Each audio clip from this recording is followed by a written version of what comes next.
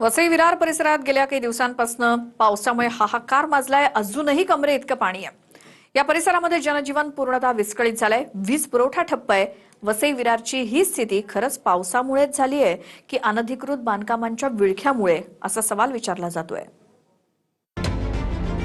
सलग 5व्या दिवशीही वसई विरार आणि नालासोपाऱ्यात रेल्वे रुळांवर पावसाचं पाणी कायम आहे. रुळांवर पाणी असल्यानं पश्चिम रेल्वेची वाहतूक अर्धा तास उशिरानं सुरू असल्यानं लोक रुळांवर चालत निघालेत. काल रात्रीही 12 वाजेच्या सुमारास लोक रुळांवरून चालत घराकडे निघाले होते. पावसामुळे अनेक भागातला वीज पुरवठा ठप्प झालाय. त्यामुळे पाण्याच्या मोटारी बंद झाल्या. अनेक इमारतींमधील नागरिकांना पिण्याचं पाणीही मिळत नाहीये. शनिवारपासून सुरू झालेल्या पावसामुळे वसई, नालासोपारा, विरार या तीनही शहरांना अक्षरशः तळ्याचं स्वरूप आलंय.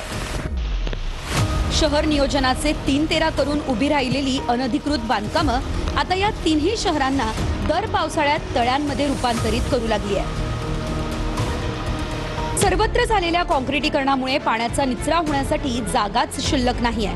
त्यामुळे सर्वच ठिकाणी पाणी साचतंय. गेल्या 5 दिवसांपासून शहरात सर्वत्र पाणीच पाणी साचलंय.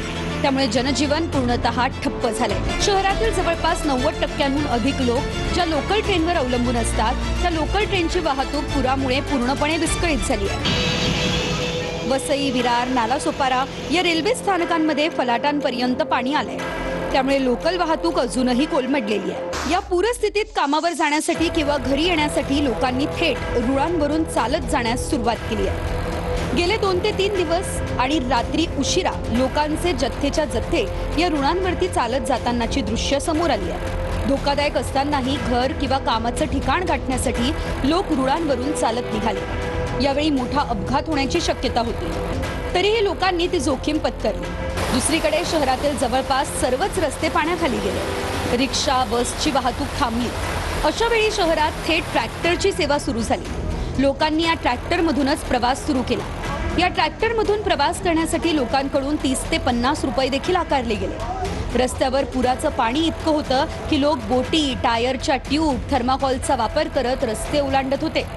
शहरातील लोकांचं संकट इतक्यावरच थांबलेलं नाहीये, तर यात भर म्हणजे शहरांमध्ये वीज पुरवठाही ठप्प झालाय. लाईट बंद असल्यानं पाण्याच्या मोटारी ठप्प झाल्या. परिणामी अनेक इमारतींमध्ये लोकांना पिण्याचं पाणीही मिळत नाहीये.